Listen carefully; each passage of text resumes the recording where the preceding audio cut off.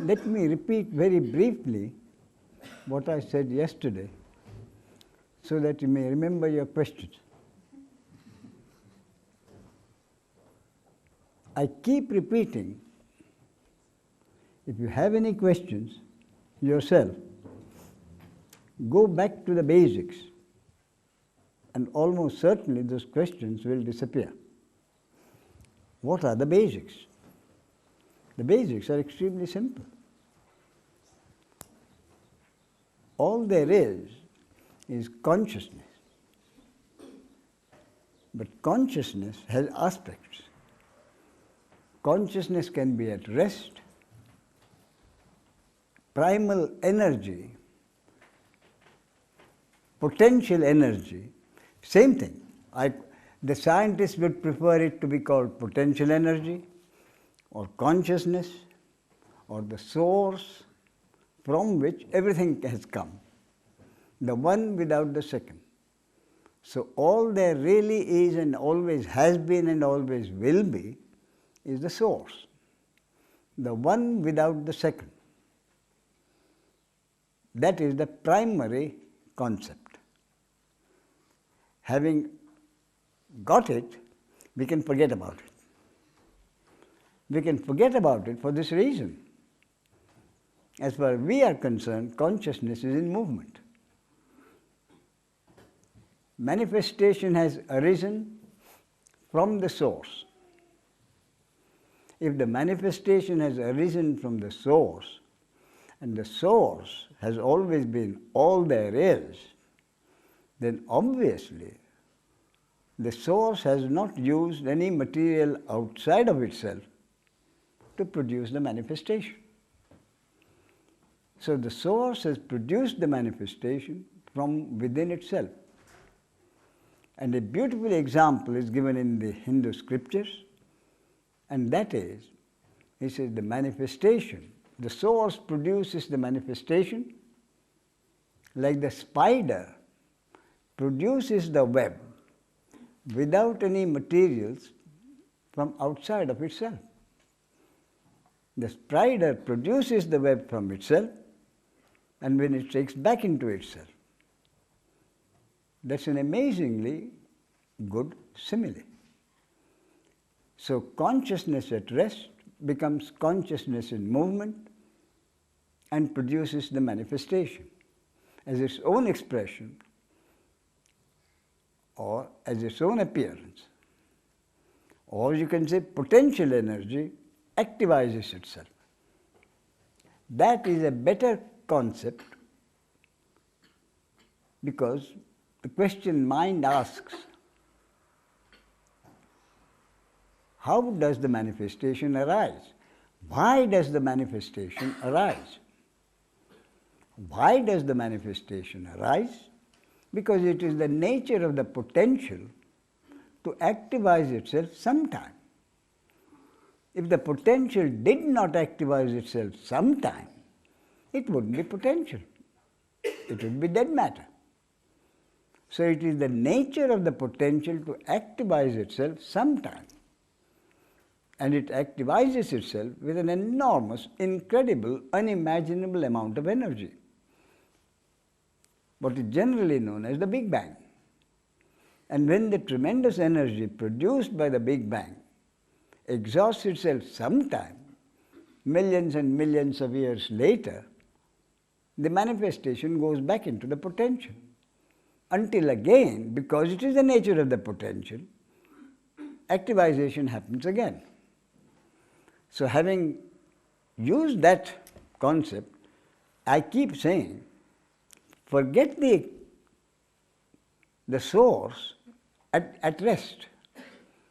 We are concerned with the consciousness in movement, manifestation. The functioning of manifestation is the life as we know it. So all our questions would be based on life as we know it, including the question of self-realization or enlightenment. So the question of enlightenment or self-realization only the individual human being is concerned. The animal is not concerned. It is the human being who is concerned with enlightenment or self-realization. Why is that? The seeking, therefore, according to my concept, which is the basic concept, the basic concept in life as we know it. As I said, having accepted that the consciousness in movement, the manifestation, is an expression of the consciousness at rest or potential energy, we better forget it. Because it's the same consciousness, it is the same energy. So the question now is, in life as we know it, what is my basic concept? In life as we know it, my basic concept is extraordinarily simple. The 4 words in the Bible.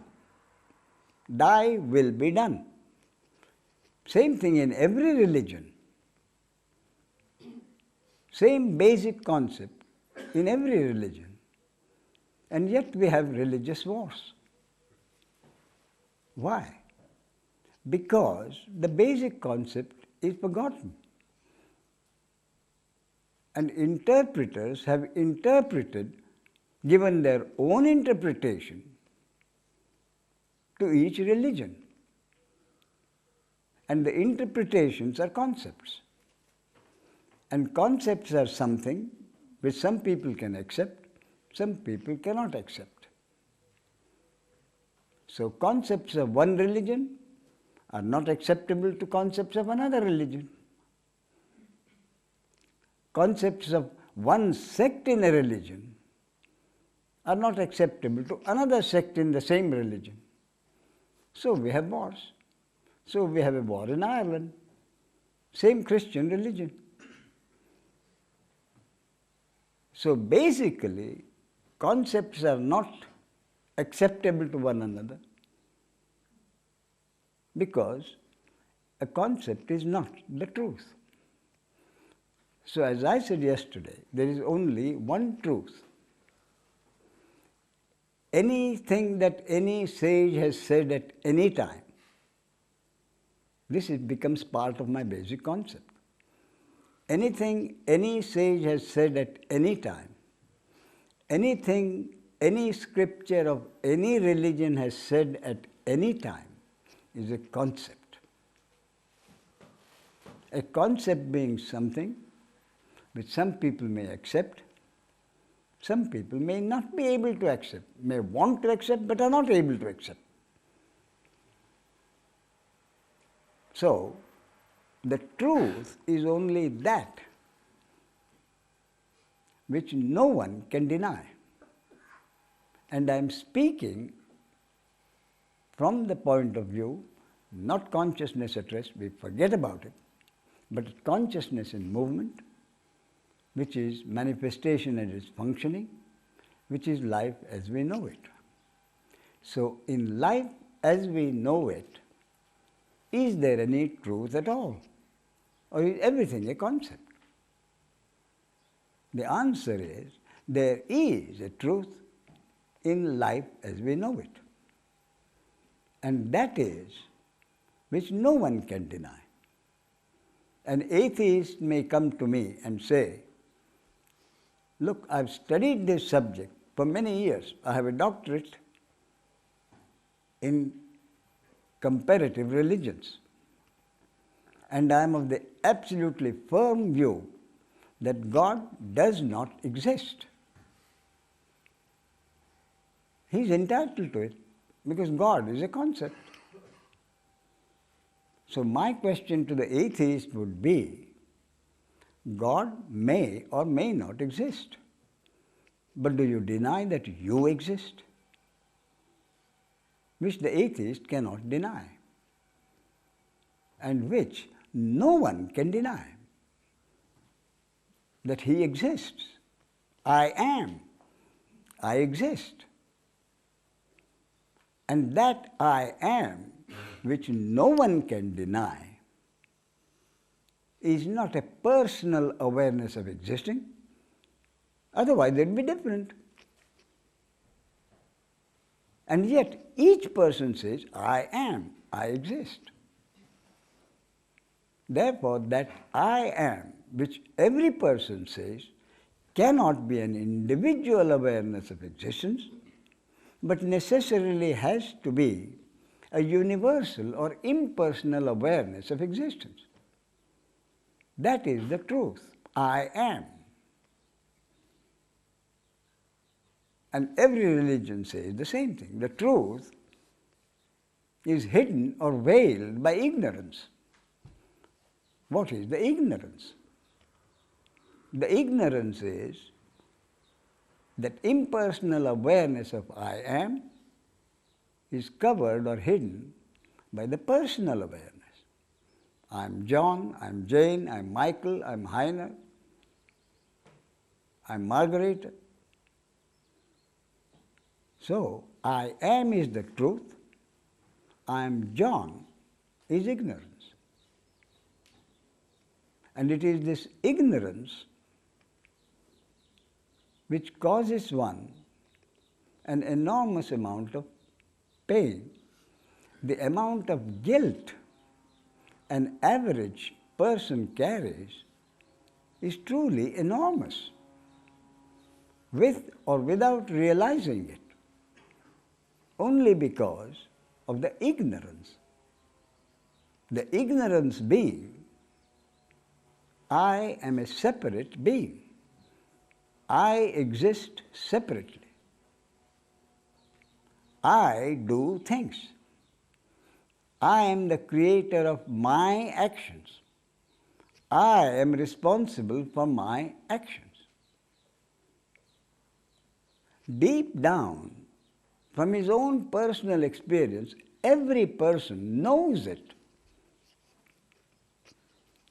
that he is really not in control of his life. He decides to do one thing, something else happens.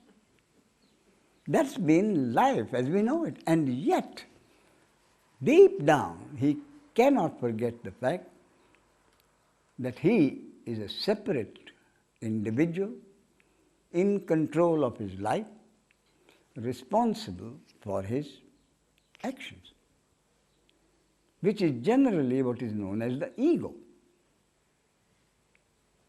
The ego, from personal experience, knows generally that he or she is not in charge of his or her life. And yet he cannot get rid of the fact that he is in charge, he is in control, he is the doer.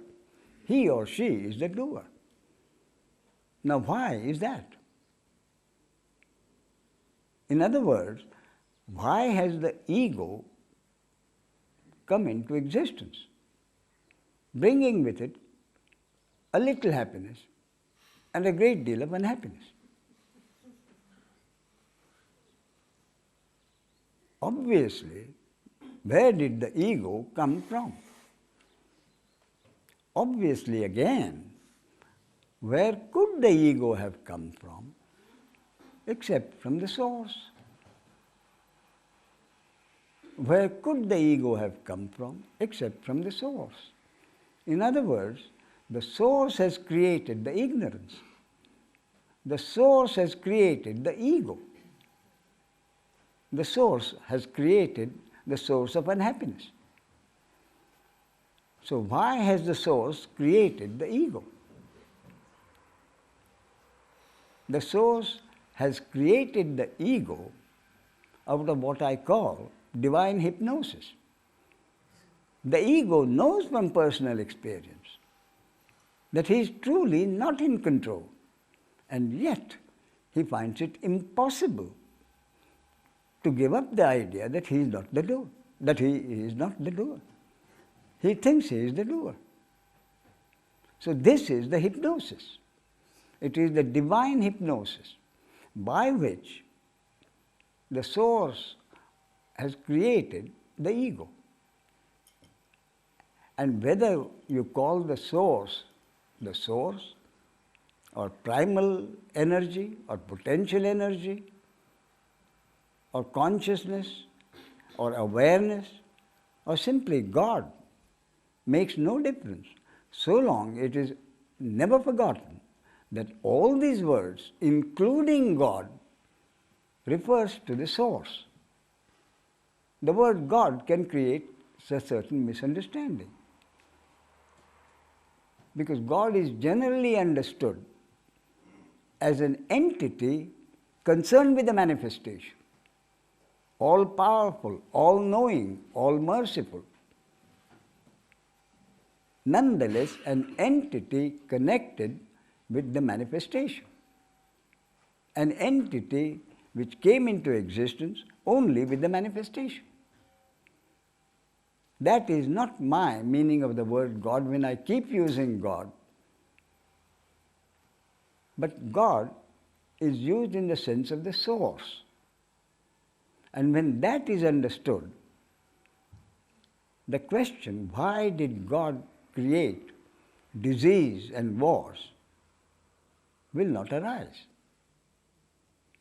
The question arises, why did God create disabled children, handicapped children? Why did God create disease?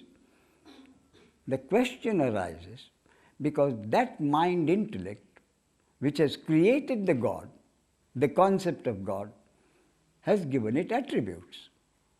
The same intellect which has created the concept of God says God is all-powerful, God is all-knowing, God is all-merciful.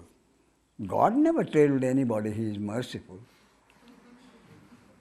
You say, God, you are merciful, and then you ask Him, God, why did you create disease and handicapped children? So if we understand by the word God the source, then it is easy to understand that in the manifestation and its functioning is based on duality. Duality means opposites. And opposites mean health and disease, war and peace, male and female, without which the manifestation and its functioning cannot happen. So the manifestation and its functioning is based on duality, opposites.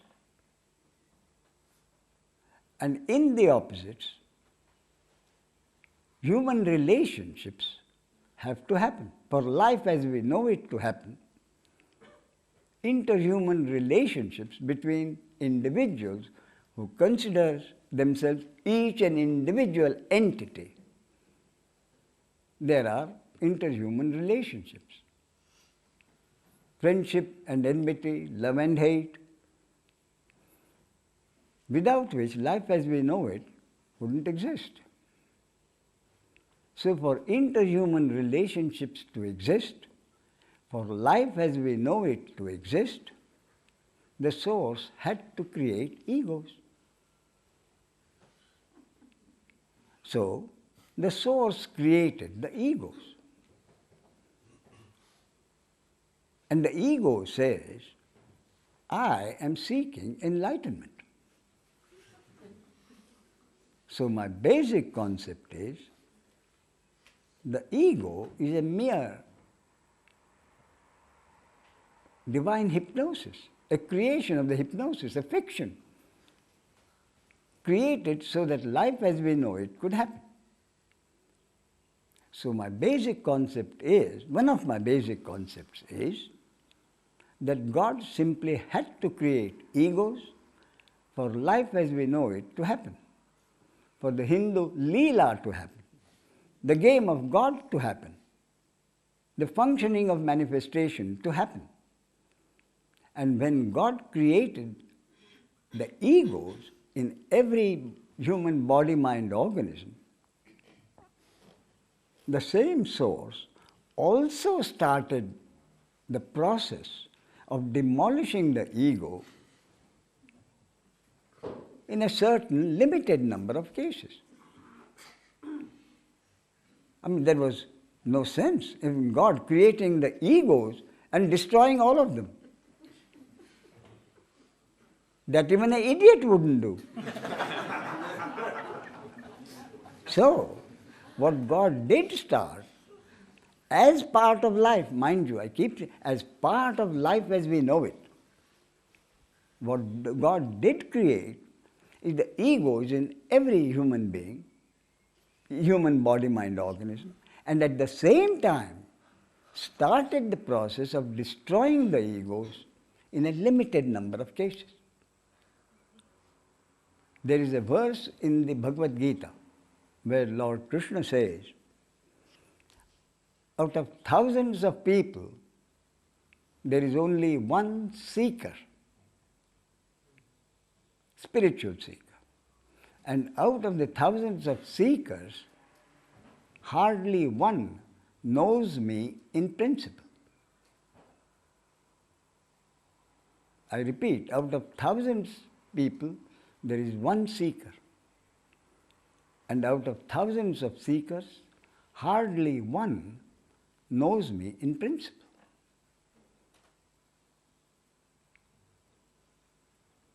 My interpretation,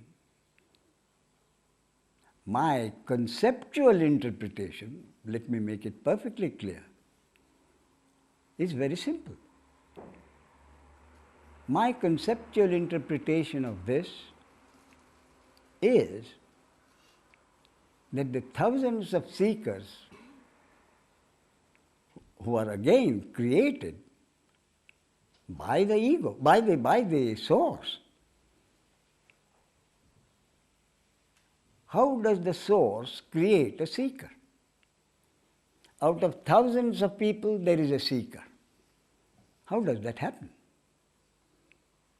That happens because the seeker, in creating the human being, has created the human being, again my concept, as a uniquely programmed instrument or computer, through which he can produce such actions or deeds as he wants.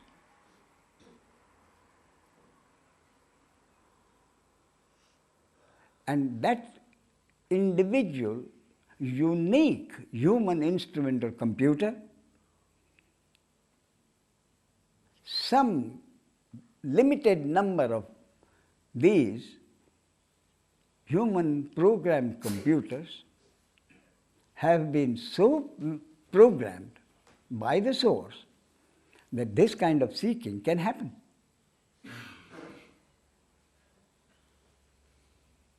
So, the seekers happen because the source has created certain body-mind organisms with such a unique programming that this kind of seeking will happen. In other words, basically what I am saying is, there never has been a seeker. There never has been a seeker after enlightenment. There never has been a seeker after money. There never has been a seeker after fame. There never has been a seeker after power. What has been happening actually as part of life, as part of the functioning of manifestation, is that seeking of various kinds have been happening. So, we say so and so seeks money. There is a seeker after money. My interpretation of that is this: there is no seeker after money, but the source has created a body-mind organism with such programming that seeking money has to happen. Or there is another group of body-mind organisms which are so programmed that seeking fame happens in many fields. We have Agassiz and Samprases wanting fame in tennis.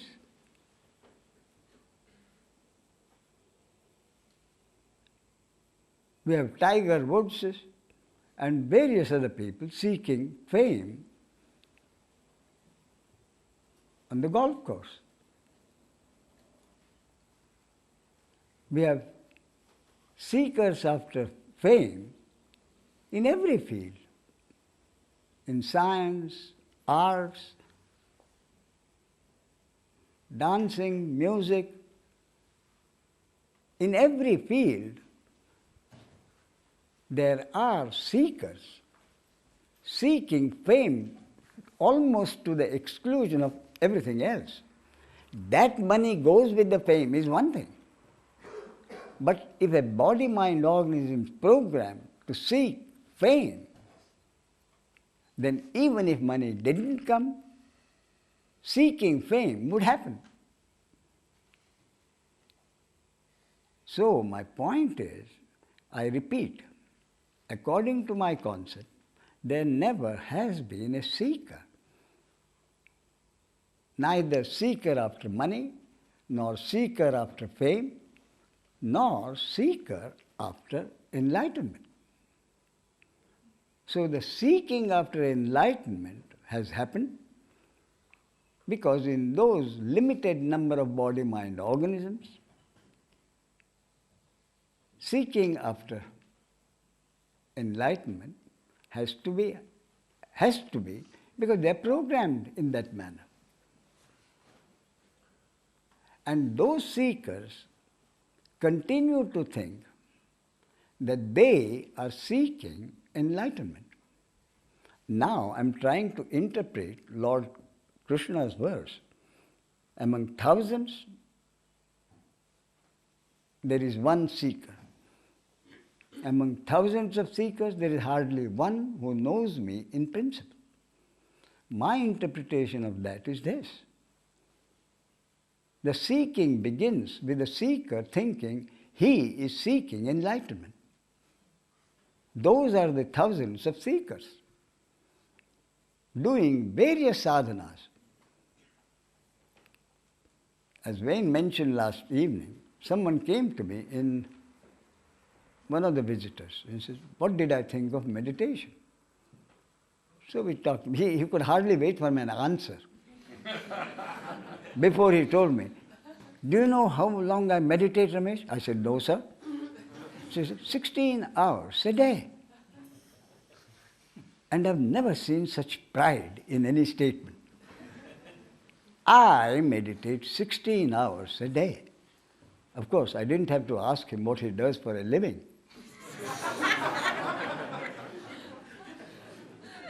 You see, I meditate 16 hours a day.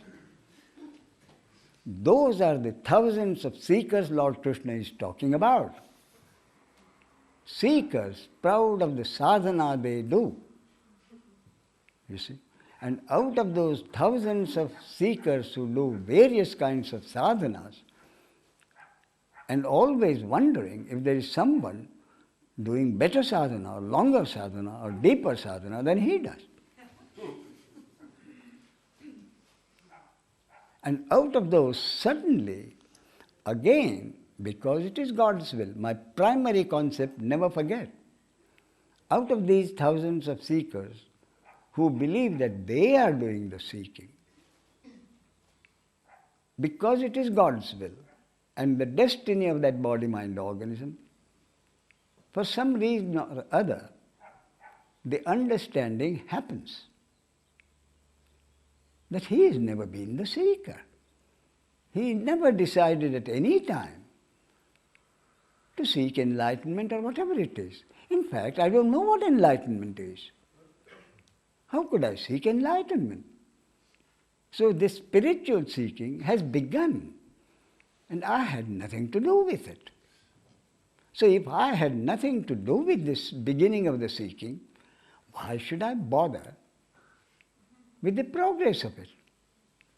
That power which started the seeking, let that power continue with the seeking. You see? That is the one who knows me in principle. So, according to my concept, seeking begins with a seeker seeking enlightenment as an object which would give him or her more pleasure in the world than any material possessions have given him. And the seeking ends only with the realization or the unconditional acceptance that he has never been the seeker, that the seeking is happening as a matter of God's will. And therefore the seeking can end only with the will of God. And the seeking truly ends with the realization that there never has been a seeker. There never has been a doer. Doing has been happening. Lord Buddha put it very succinctly and very clearly. He said, events happen. Deeds are done, but there is no individual doer thereof. That's it. Events happen, deeds are done, but there is no individual doer thereof. Along with that comes another sentence. There is no soul, therefore there is no transmigration of souls. You see, one takes care of the spiritual seeking, and the other takes care of reincarnation. But not many have accepted, not many Buddhists have accepted this reported saying of Buddha. If you ask me, where did he say it? I wouldn't know. But someone did some research and sent me that it is contained in some stotra in Sri Lanka, something like that. I don't know. But frankly, I'm not concerned with the source of that. Those words are the most acceptable to me. And that is what explains the seeking. So, what is based on the core of the problem is this: thy will be done. Same words are in the Muslim, apart from inshallah. Same thing in the Hindu religion. You are the creator, you are the enjoyer. And if that is accepted, then the question of individual doing would not arise. But that's not easy. Why? Because of divine hypnosis.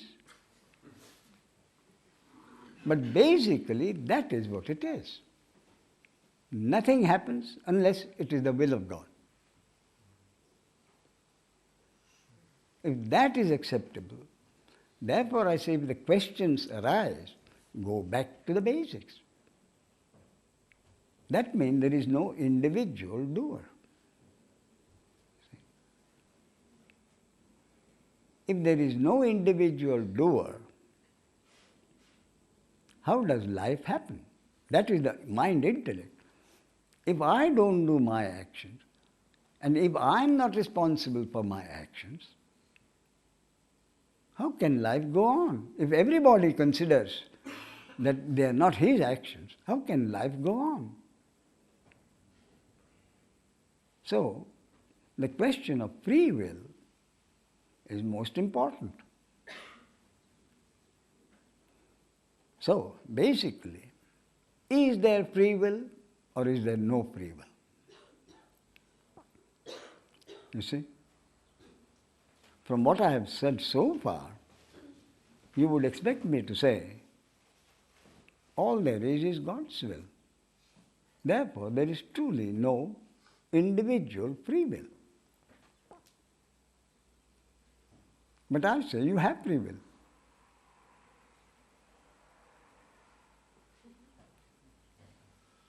How do I settle with this contradiction? If thy will prevail, then how can my will prevail? Now, this question arises because of the interpretation of the word free will. What is free will?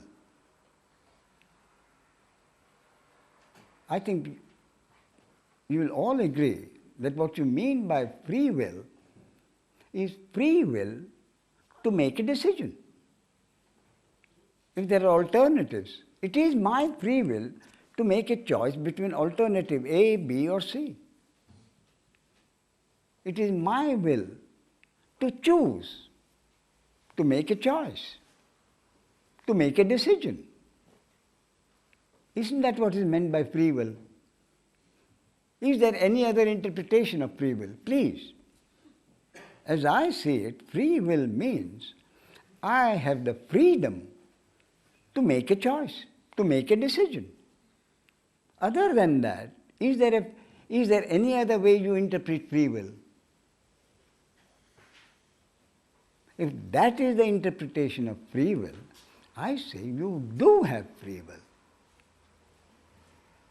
You see? You do have free will to make a choice.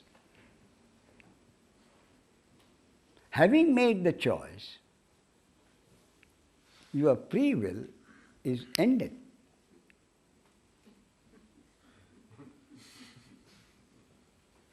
You make a choice. That's it. You have used your free will. Nothing prevents you, nothing stops you from making your choice, from making your decision. But having made the decision, is anything else in your control? You see? That is why I say God's will prevails thereafter. Do you or do you not have a choice? Yes, you do. Do you or do you not have free will? You do. You do have free will to make a choice. But there your free will stops. And God's will prevails. Whether that choice will turn into an action, what consequences that action will have, not in your control. But I repeat, that does not mean that you do not have the free will to make a choice. You do have free will to make a choice. But there your free will ends. Yes? But is it my will when I make a choice, or is it also God's will who just expresses itself? Okay, excuse me. Is it really my will when I make a choice? Yes. Or is it as well God who makes me think that I'm the one who's choosing? You tell me. What I feel that Yes. that I'm doubting this case of free will, because in a situation A or B, if I make the decision, often in my life, I think, why do I make this decision? It seems like something is forcing me to make this decision, even if everything is against it. So there's also like God who makes me think that I want or I'm choosing. This is what I experienced so far, but maybe I'm wrong. So I'm doubting this free will, the way you expressed it. What you are then saying is, Yes. you think you have free will, but that free will is counterfeit. Excuse me, the last, I didn't understand. Let me tell you. You know, supposing you go hunting in your attic, an old house, and you come across a bundle of money. It is a bundle of currency notes. Do you have a bundle of currency notes or not? You do. You do have the bundle of currency notes. Then you go out and try to cash it, and you say it's counterfeit. It is counterfeit. Do you or do you not have a bundle of notes? You do. Do you or do you not have free will? You do. Analyze it, and what do you find? It's counterfeit. You see? It is counterfeit. Why is it counterfeit? It's counterfeit for this reason. On what basis do you make a decision? On what basis do you make a choice? The basis of that is the programming in the body-mind organism. The programming includes tremendous lot of conditioning. What is it that makes you say, I shall decide this? Why? Because the other one is wrong. And what is that wrongness of that decision based on? Your conditioning. You see? So even that decision which you make of your free will is based on the programming. And who did the programming? God did the programming. You see? So, there is free will, there is money, there is a bundle of money. But that bundle of money is counterfeit. Okay, that's So this free will which you do have is counterfeit. You make a decision. You don't know whether that decision will turn into an action. Because I told you that free will ends when you make a decision. After that, you don't know whether that decision will turn into an action. You don't know what consequences that action will have. You see? Yes. Thank you. But does this mean that there is no use to hesitate between one decision and the other? I'm sorry, please. Does it mean that there is no use to hesitate? Does it mean? There is no use to hesitate between one decision and the other? Is it the same what you decide at the end? Between A and B? Yes. There is hesitation in choosing. She's saying there's no reason to hesitate. There is no reason to hesitate. Is that what you're saying? Yes. Well, you see, whether there is reason to hesitate or not is also based on the programming. Therefore, someone says, I don't know why people bother about, I make a decision straight away. And I hate to see my assistants dithering. You see, that the chief executive, in fact, was risen to be chief executive because he's used to making decisions. And he makes decisions quickly because he is able to analyze the problem first. Having analyzed the problem, he makes a decision. There is a book written many years ago by the chairman or vice chairman of a hiring company, which was the second, not Avil, I think, Avis is the number one. I forget the name, who is the second one. This man has written a book, beautiful book, on management. And he says, I find that almost 50% of my decisions are wrong. But as soon as I come to know that the decision is wrong, I accept it as a wrong decision and make amends. So this way, the point is he makes a decision, and whether you are able to make the decision or not is itself part of the programming. You see? Therefore you find some people just cannot make a decision and are forced to resort to tossing a coin. And there are others, who quickly see the nature of the problem and therefore are able to decide. My son, younger son, the living son, my older one died. This younger son has always been like that. Ever since he was 2.5, 3 years old. And there was an incident, I think, which suddenly made him realize it. What he did was, he wanted to go and buy something just down the road, and he was only 2.5, 3 years old. So I said, this is what I have. Is that what you want? So they said, this is what costs 3 rupees. So he went down the road. He found that there were two things. One was 3 and the other was 3.5. Only 2.5, 3 years old, you see. So he came back and he said, this was the problem. I didn't buy it.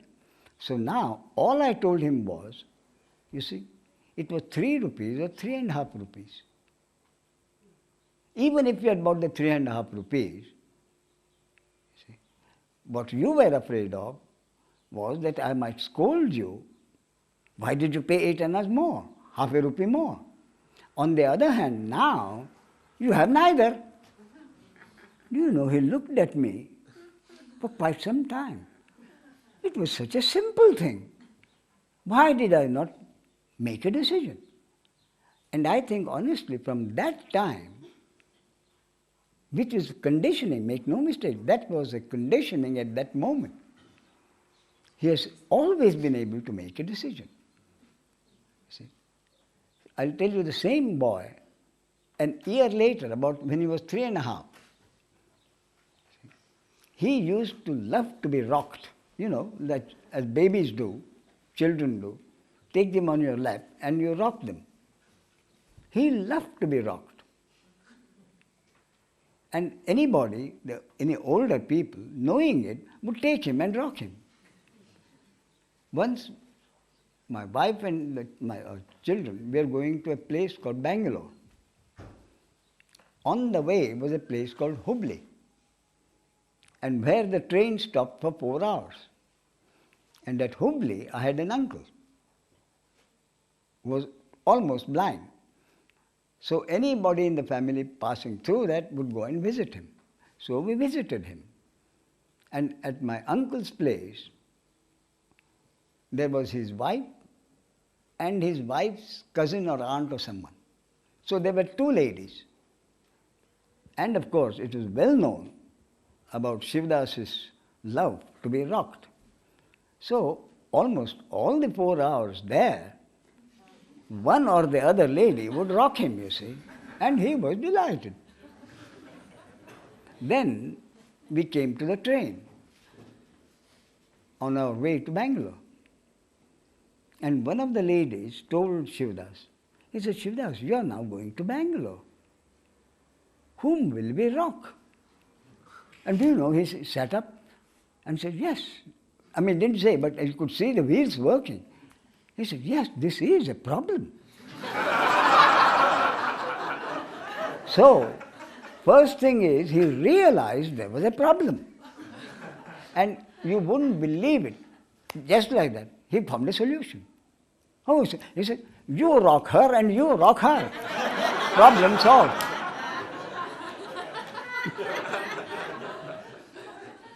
Since then, he's been like that. So he did very well in his career.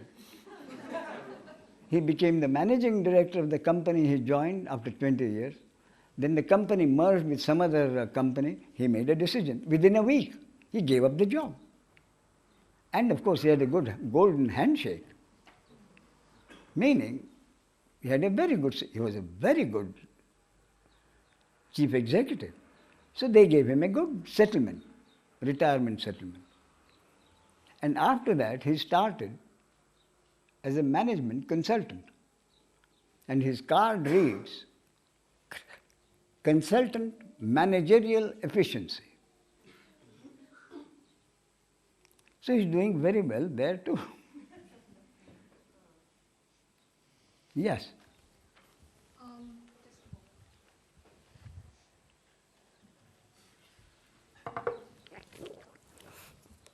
Yes. Yes. In the Dzogchen Buddhist, or in a certain place in Buddhism, Yes. they, as you know, they study the nature of the mind, how the mind works, and they say that the mind is self-liberating. When you leave it as it is, and you see things as they are, and you accept them as they are, the nature of the mind is that it just keeps moving, as you say, that there is no obstacles, and the flow goes on, created by this universal consciousness. However, they also say that when you recognize, and all you have to do is recognize the program. That is All you have to do and you could say that's God's will. Some people are destined Yes. to recognize their program. Yes. In that moment of recognition, there Yes. is the freedom. There is the free will functioning. But you must recognize the programming. All you have to do is see it. See how you're doing it. See how it's doing itself. Yes. And you're doing it to you. Yes. That is the moment of liberation. And does that concur with how you're teaching? Is that the same as what you're No, saying? wait a minute. You are saying all you have to do. No, I'm saying it is divine will. But your part in that play, in that lila, No, all I'm saying is you will be able to do it only if it is God's will. yes. If it is God's will that you do not do it, you will not be aware, Right. or you will not be able to be mindful.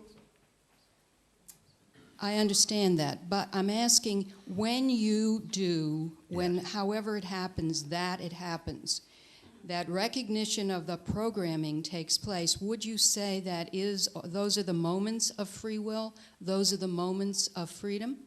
Those are the moments of freedom, not free will. Those are the moments of freedom which happen if it is God's will. Though, I repeat, those are the moments of freedom which happen if it is God's will. And those are the moments of freedom which you are able to recollect in those times when there are no moments of freedom. And the ego says, those moments of freedom were wonderful. I must have more of them. So the ego asks the master, how do I get more of them? Forgetting that those original moments of freedom happened because it was God's will. And those moments of freedom were not earned by the ego. See? I have one last question. Coming from the psychology, the Western psychology tradition, is there any point in your teaching for psychology? I'm sorry, I didn't get the question. Do you see any importance to psychology in the realm of human suffering? You see, psychology is something which exists. So, psychology would not have been there unless it was God's will. There is disease, therefore there are physicians. There are mental disturbances, therefore there are psychotherapists. And there are psychologists. Something needed, God has provided the alternative, because the functioning of manifestation is based on opposites. You see, beginning with Adam and Eve. Opposites. Male and female, Adam and Eve. Having said Adam and Eve, let me tell you a joke about Adam and Eve. Adam was delighted to have Eve as a companion. So he said, Lord, thank you so much for giving me Eve. But tell me, why have you made her so beautiful and lovely? So the Lord says, so that, my son, you may love her. And why have you made her so compassionate and considerate? So the Lord says, so that, my son, you may love her. Then he says, but God, why have you made her so stupid? So the Lord said, so that she may love you.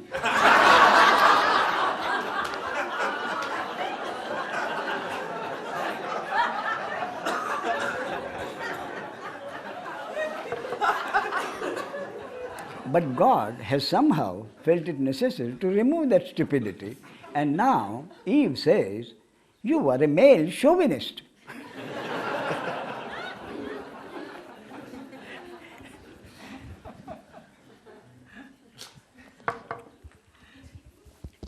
Please. I enjoy very much the relaxation which your teaching brings. For me,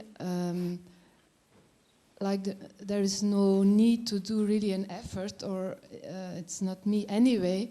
From the other hand, the question which is always coming is why different enlightened beings stress also the use of sadhana. I mean, it's the same truth. They must know the same truth, and still there are many paths. I mean, I'm a Osho sannyasin, and I see. Also Osho, he stressed awareness and meditations, and Yes. this is a conflict inside. I have difficulties. I enjoy the ideas or the Yes. concepts, but I Yes. have difficulties really believing or accepting them. Now, your question, correct me if I'm wrong, but your question is basically, should you or should you not meditate? Is that your basic question? Meditate or do any kind of... Whatever. But the basic question is, should a meditator meditate or not? That is the basic question, isn't it? And my answer is extraordinarily simple. If you like meditating, meditate.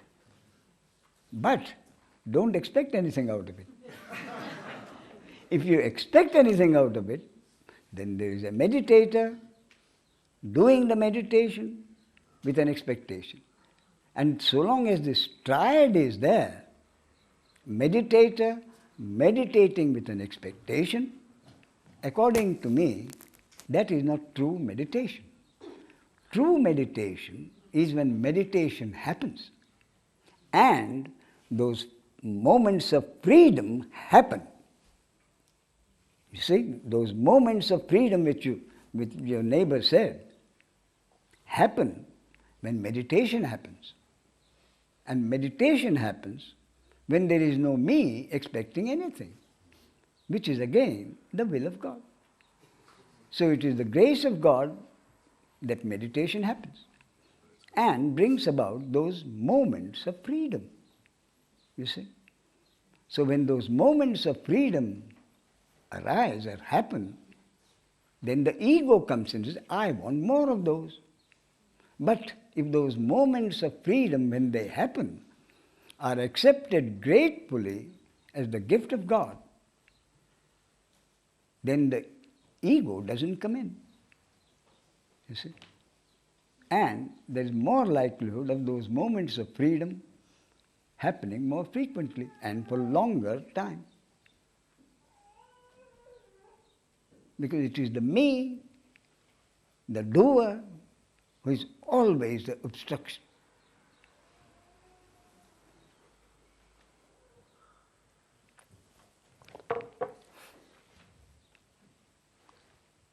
Indrani, after that, this lady here.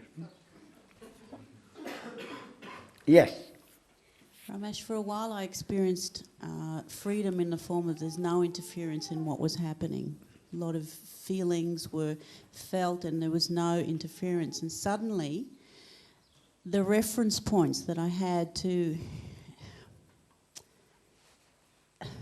even awareness were seen to be, I recognised that everything was actually just phenomena, and it really freaked me out. Could you repeat it, please? Yeah. Thank you. Yes. About a month ago, Yes. I realised that the references I had, The resonance that... references to refer to, The references. Yeah. Yes. to awareness of what was happening as awareness to what I felt was freedom, was no longer available to me. Yes. There seem to be like an annihilation of references, and it really freaked me out. On one hand, it felt very freeing. On another hand, there was a realization that all of it, even the references to freedom, even freedom as I thought was there, was all just phenomena arising. And I want some kind of clarification I'm not sure about, but since then there has been a great disturbance and an inability to be able to refer to anything that was before that. Does that make sense?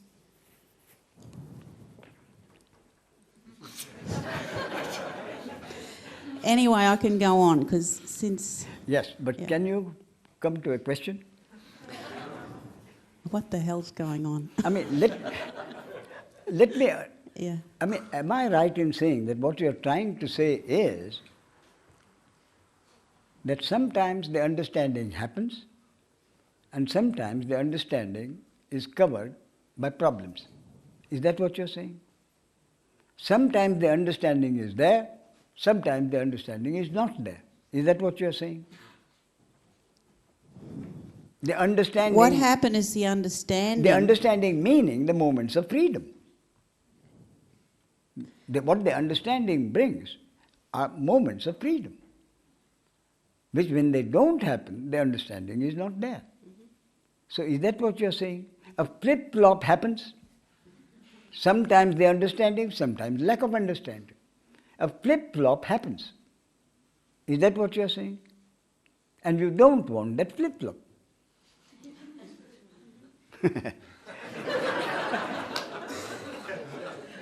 That's what you're saying, isn't it?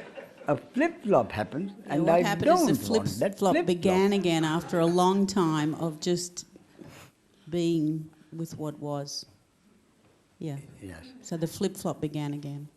So, the flip-flop happens because it is supposed to happen. No way you can do anything about it. That is basic concept. I say go back, if you have a problem, go back to the basics. So this is the problem. So what is the basic? Thy will be done.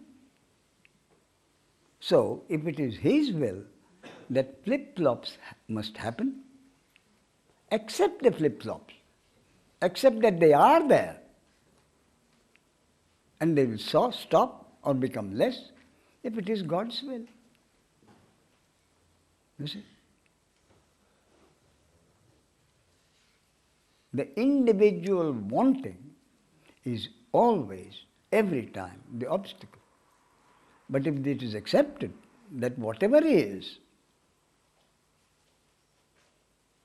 unwanted though it be, is God's will, then you accept even the unwanted.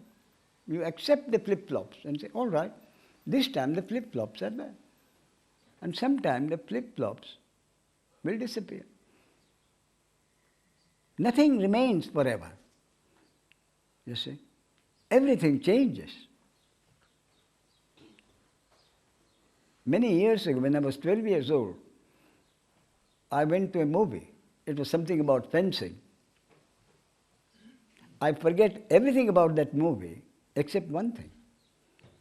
In that movie, the central character was a count. He has a huge mansion with a huge fireplace. And on top of that fireplace was a large shield which gave the family motto, "This too will pass." 12 years now, 70 years ago, that I still remember. The huge shield, "This too will pass." You see? So it's a good thing to remember. This too will pass.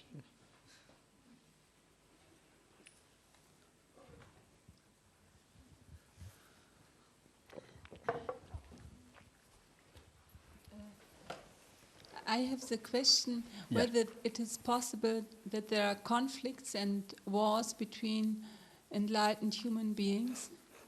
Yes, now look. The wars between enlightened human beings. How do you mean? Wars between two enlightened human beings? Or maybe one war. I mean, is your question really, why should a war happen at all? Yes. Is that your basic question?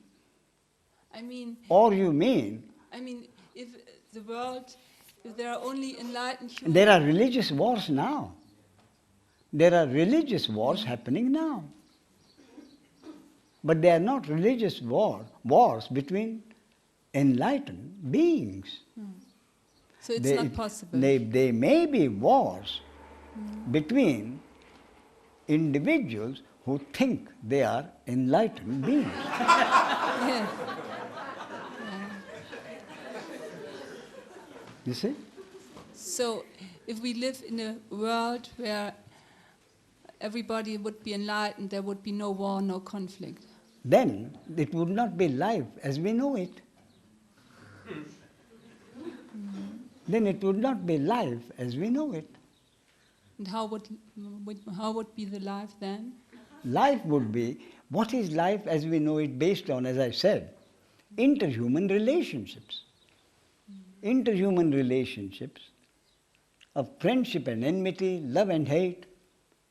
So if love and hate and friendship and enmity don't happen, anybody can have anybody's wife. No problem. Can you imagine a world like that? Life as we know it? Oh, you want my wife? Take her.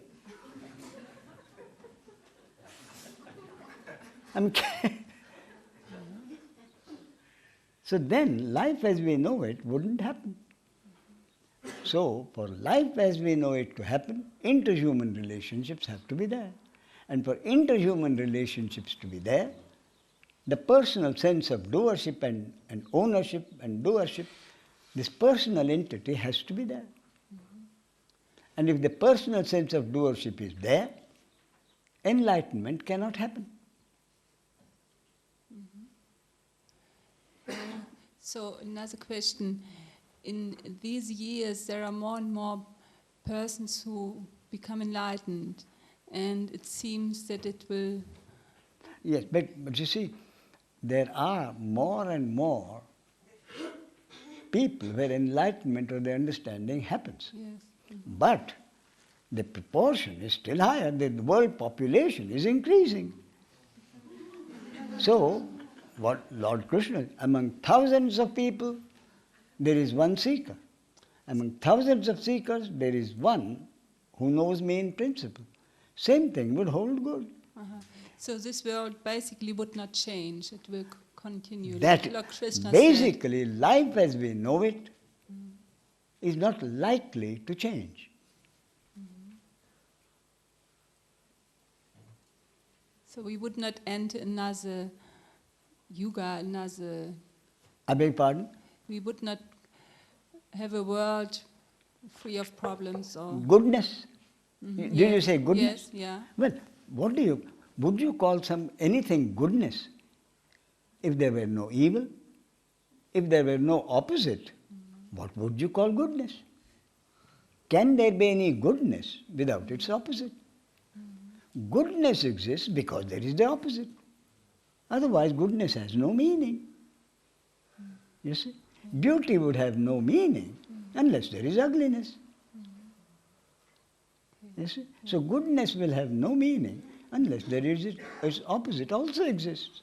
That's what I mean. In life as we know it, in the function, a basis is opposites. You see, until last year, we had a body-mind organism called Mother Teresa. Which body-mind organism was so programmed that only good deeds happen. So the happening of the good deeds was the destiny of that body-mind organism called Mother Teresa, for which the programming was appropriate. And the happening of the good deeds was the destiny of that body-mind organism according to the will of God. And the consequences of those actions, good deeds, was also God's will and the destiny of that body-mind organism called Mother Teresa. Nobel Prize, awards, rewards, publicity, all that was also God's will and the destiny of that body-mind organism. On the other hand, there must have been several body-mind organisms called psychopaths. A psychopathic organism so programmed that only what the society and the law called evil, perverted deeds happen. So the happening of the evil, perverted deeds was the destiny of that body-mind organism called a psychopathic organism. And the consequences, being executed, or put in jail, or put in asylum, were also the destiny of the same body-mind organism. And both body-mind organisms, on the one hand, one extreme, Mother Teresa, on the other extreme, a psychopathic organism. Both were created by the same source as the opposites in life as we know it. So the basis of life as we know it are opposites, good and evil. You see? Okay. So the individual becomes only unhappy because he chooses one against the other, instead of accepting that life as we know it is based on opposites. Unhappiness occurs because the ego selects one against the other and does not accept both.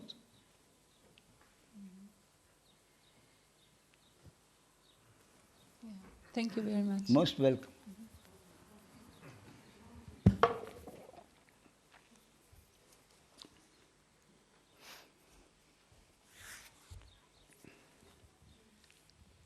But if this is right, what is about the thing with changing? Let's say there's a development for this psychopathic man or woman, and he makes up his mind and personally decides to change his mind. What about these decisions? Can you say that again, please? Well, since yesterday, I have the main problem with this, all is God's will. Yes. And I'm very thankfully that you said I have a choice, because I had discussions yesterday. Certainly. That I had a choice. Well, that's You nice. have the free will to make a choice. Okay, thank you so much to Sure. hear that. I still hold on to it. Wow. You have the free will to make a choice. Okay, I hear this and I'm very thankful for that. You brought up this point yesterday, didn't you? Yeah, with Yes. Wayne. So I wanted to make you happy. So I said, bring up the point tomorrow morning. You do have the free will to make a choice. Okay. And now I have another question to this complex. But why not proceed with this question? What is that free will worth to you, my friend? Ebert, is that your name? Ebert? Herbert, yeah. Herbert. Herbert, yes. Well, I'm here to hear for something you called in the beginning first time about the truth, and everything as far as I can feel and know is that sometimes I have a free will. I can make a decision. So if somebody says up there, you have no decision, you have no free will, and then for me the concept is wrong. Quite right. I agree. That's what I told you. You do have the free will to make a choice. Okay, that's all I want to know. But having made the choice, your free will stops. No, as long as my free will is... enough to make a choice, you are happy. Be happy. Okay.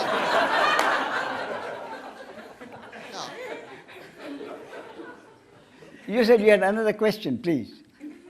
Yes, but the question is, Yes.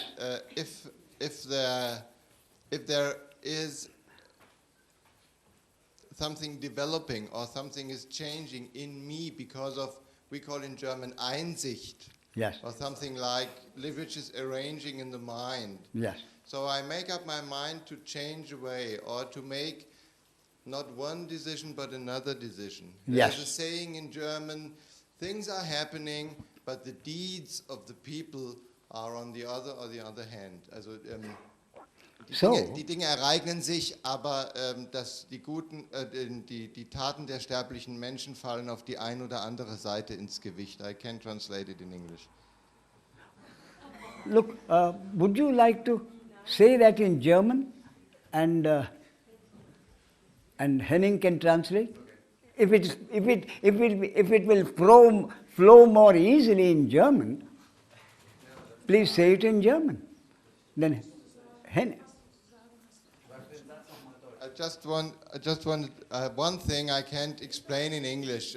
There's an impression, for me it's very true, and this says in German, die Dinge ereignen sich, es gibt ewig die Gegensätze, opposites,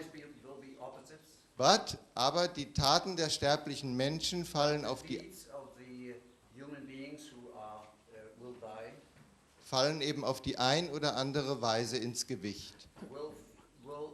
Prove their weight, they will have consequences. Yeah. So, wait a minute. Are you saying then that you have the free will to change your decision? Is that what you're saying? Of course you have. But if everything is determined, how can I have? I can't get this point. You see, it's this way. You make a decision. Even the making of that decision is God's will. If you want to change the decision, that also happens to be God's will. But you are not prevented from making a decision. It is your free will to make a decision. And also it is your free will to change that decision. So the making a decision and changing the decision is still your free will. But my main point, Herbert, is this. Having made a decision, your free will stops. Then the later on is another decision. Where also you have the free will. No, but that's not right. As I'd made a decision, and things develop as I prefer that the things shall develop. Now, wait a so minute. as long as I agree, Yes. my free will is becoming a manifestation. Now, wait a minute. You make a decision. Okay. And things developed which necessitated your revising the decision. Isn't that what you're saying? Yes. You made a decision. Then things developed which necessitated your changing your decision. So the development of the subsequent events was not in your control. That's not right. I mean, that's not, as far as I made a decision and pointed out several things and say, if I decide on this point and on this point and on this point, I can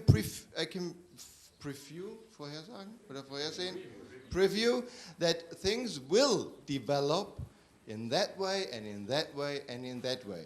And as long as this happens, my free will is become manifestation. Wait a minute, you have said it. As long as they happen. As long as they happen. And if they don't happen, I have to make new decisions to make them happen again. So, your changing the decision depends on things happening over which you have no control. But then I'm not out of responsibility. I'm not out of having ideas and take care that they come true. Wait a minute, I'm not Herbert. out of anything. Wait a minute, Herbert. You are not out of the happening of things. You are not. You are part of that.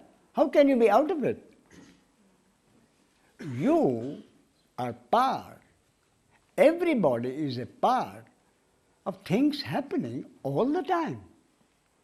Nobody can be out of things happening. Everybody is an integral part of the functioning of manifestation of life as we know it. You see? So something happens because, as I say, it is God's will. Now, how that event affects whom will depend on the destiny of those who are concerned.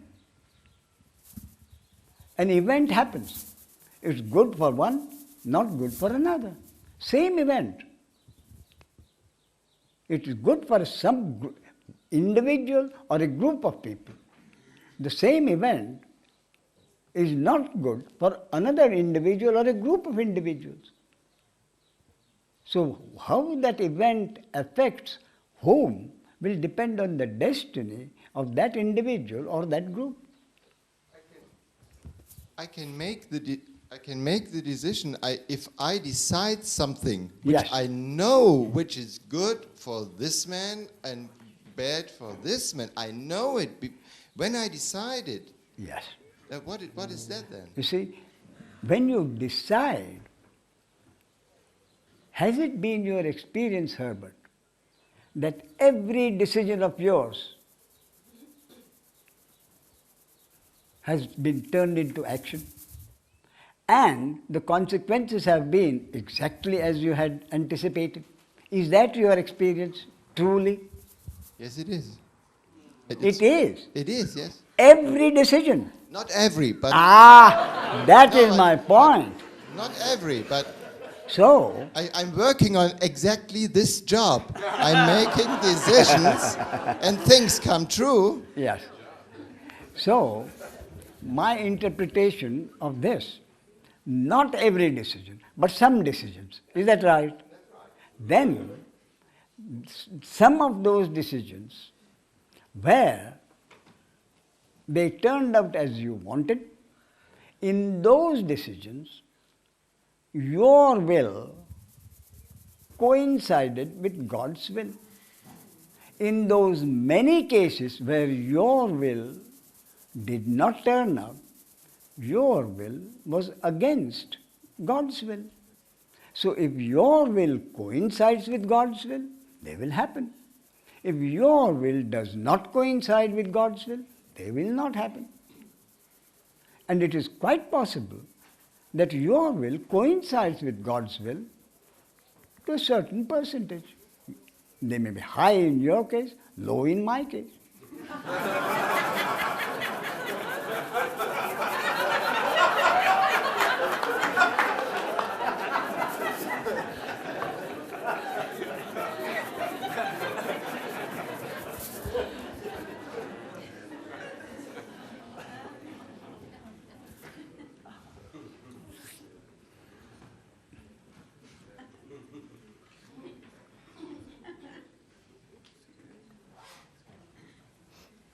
Ramesh, you asked me to bring up a question from yesterday. Bhakti. Is that it? Bhakti?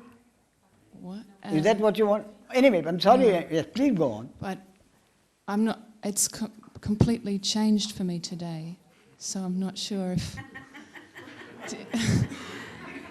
Do you still want me to bring it up, or? So, you would rather not bring it up? Don't.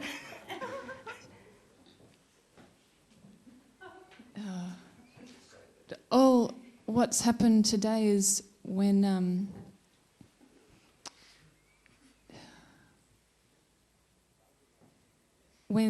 there is an obstruction, that's when there's a question arising. That is right. Because who asks the question?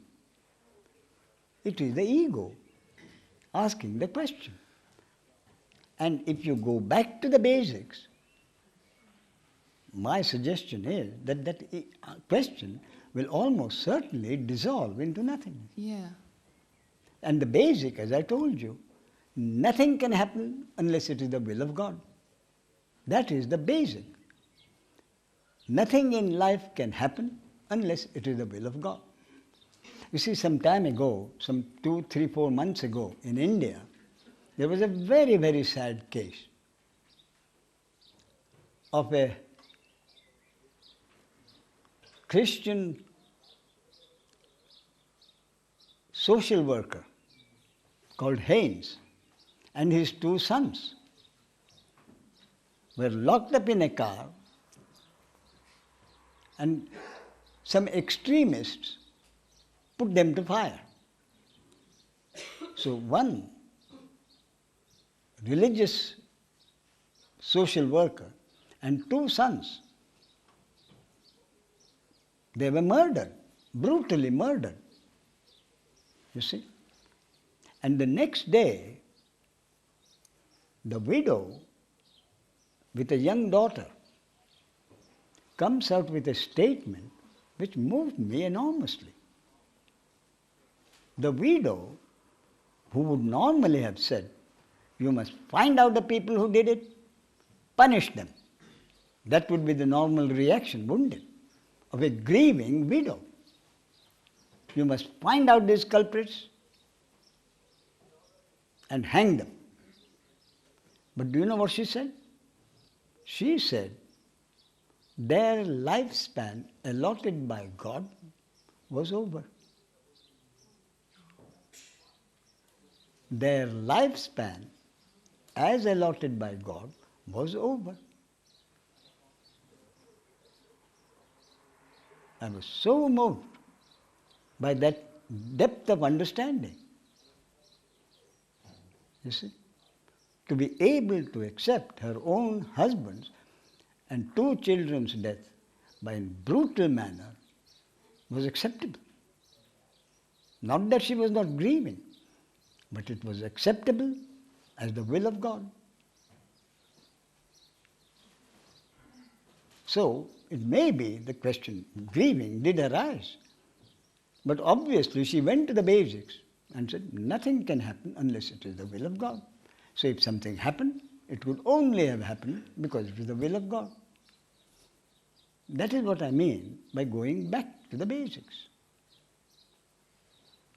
In life, my basic point, nothing can happen unless it is the will of God.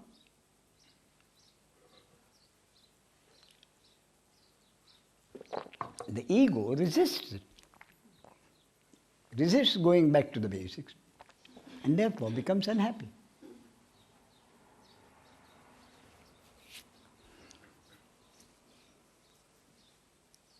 So did you want to ask a question now?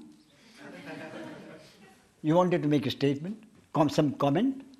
Oh, I just wanted to, because you asked me to bring up the question from yesterday, so nothing. Nice.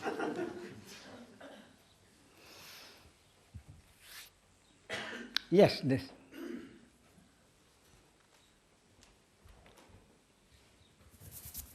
I want to know if we can understand and experience God's will only by understanding and living and seeing that which is happening, or if we have a chance to understand it before anything is happening. Is your question really, how can this acceptance of God's will happen? Is that your question? How can this acceptance of God's will happen? Is that your question? No, you said. My interpretation of a question was, I would like to be able to accept this concept of nothing can happen unless it is God's will, but I can't. How can I do that? Is that your question? No, I can. Oh, you can. I see. I can. Yes, and then? I thought that I remembered from yesterday, but I was not quite sure, that you said to somebody else, by no means can we understand or know God's will or experience God's will. We as human beings, we have no chance to understand Him as we understand perhaps our own mind. And I wanted to hear that again.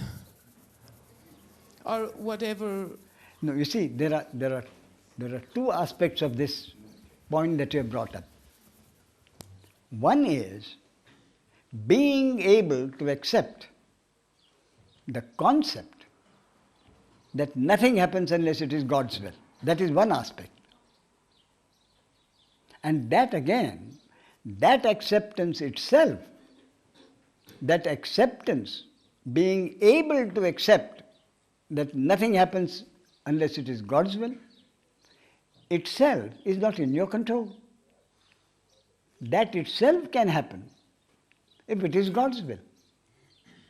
That is one aspect. The other aspect is, how can I understand what is God's will?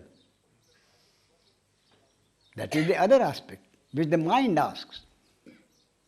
I would like to do what God wants me to do. I would not like to go against God's will. How can I know God's will? Is that what the point you are referring to? How can I know what is God's will? Is that your question? No. My question. I mean, again in German, then.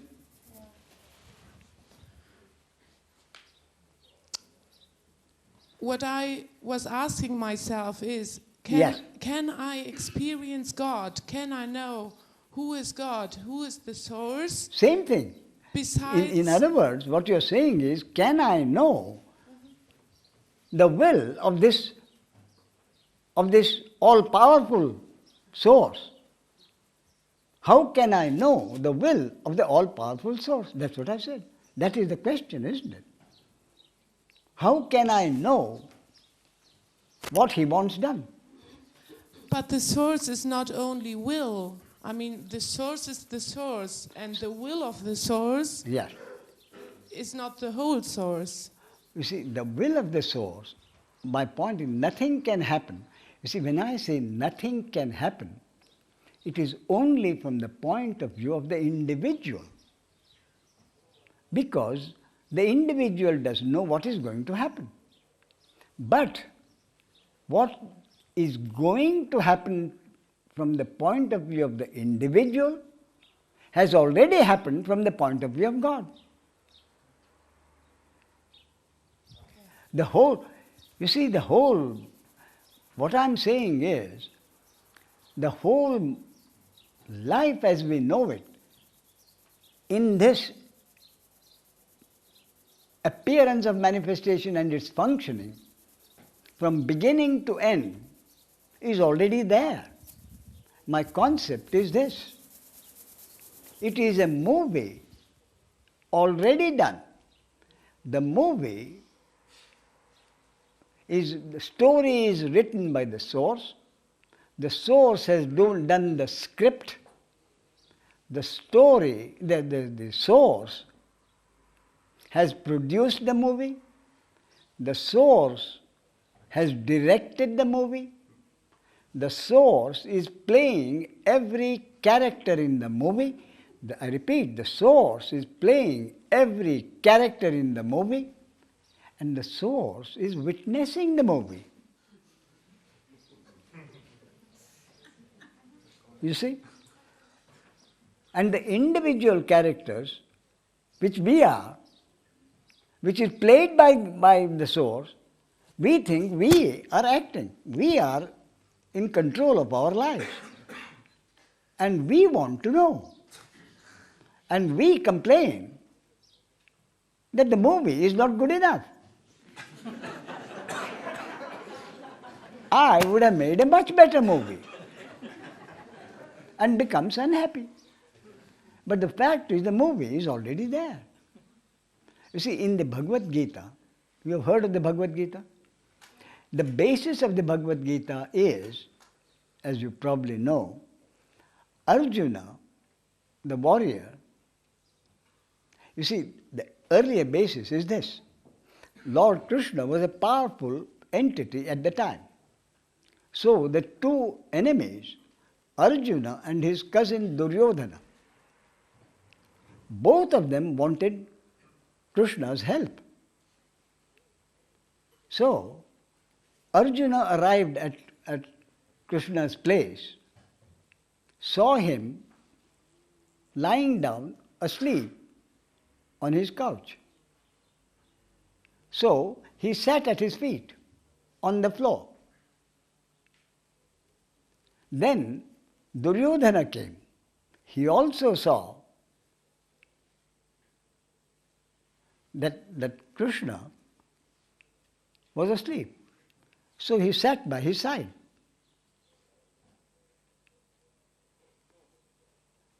Both of them were there. But when Krishna awoke, He saw Arjuna first at his feet. And then he saw Duryodhana. But both wanted his help.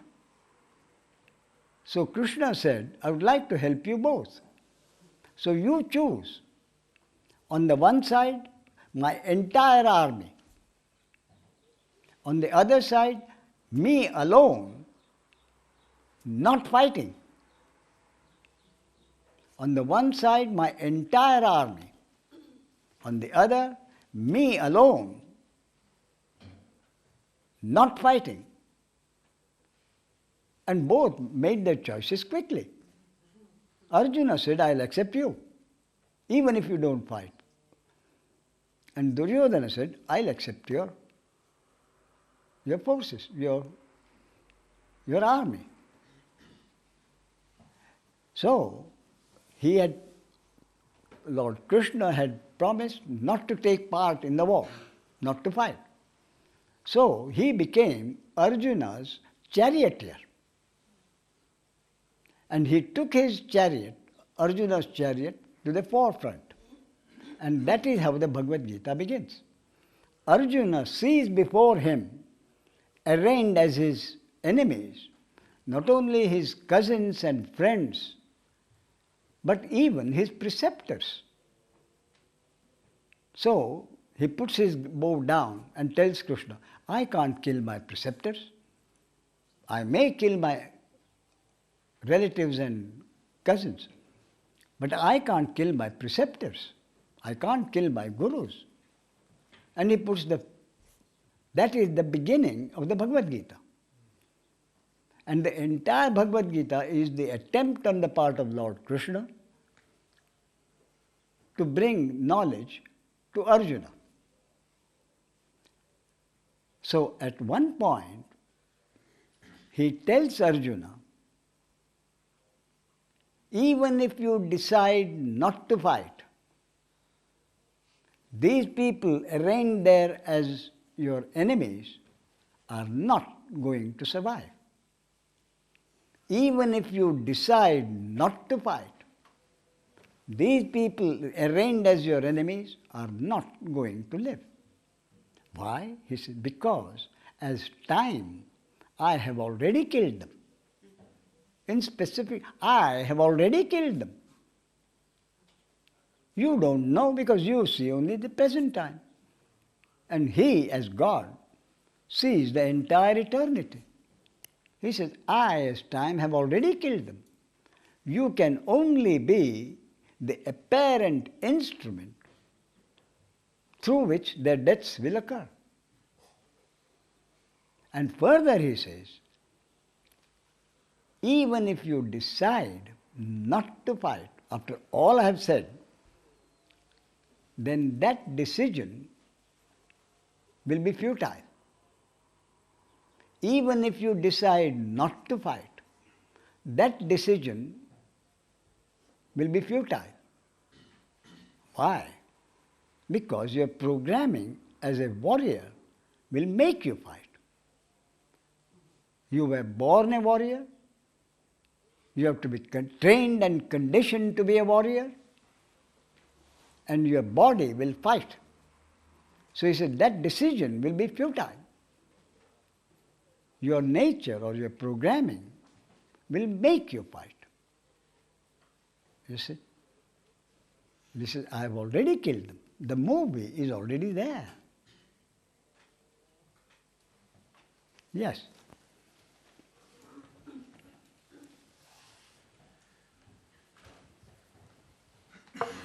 What happens? Shall we make that the last question, please? Yes, this morning, I mean. What happens when a human being dies? Yes. What happens? I don't know. But if you ask me, what do I think? What is my concept? My concept is simplest possible. The body dies. The air within the body mixes with the air outside, and the consciousness trapped into this body mixes with the consciousness outside. Are you talking of reincarnation?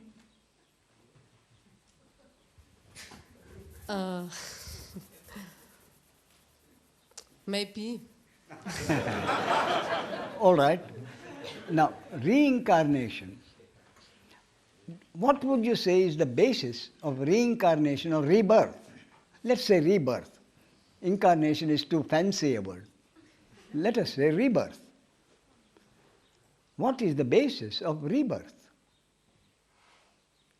Your actions in the past life have influenced your life in this life.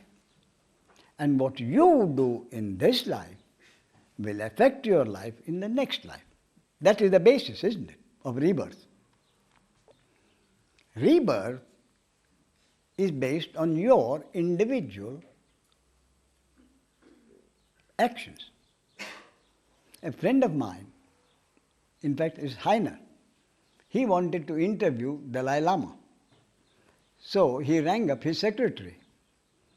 And the secretary said, these days, all he talks about is China and Tibet. What do you want to talk about? So he says he wanted to talk about his religious principles. He says, all right, you can come along, but I would suggest that you do not ask him whether he believes in rebirth. Because it will be like asking the Pope if he is a Christian, if he is a Catholic. And then someone told me recently, quite recently, a couple of months ago, that he saw a video done by Dalai Lama in the States. And he says, he was asked, is there a rebirth? So he said, yes, there is rebirth, but there is nothing personal in it.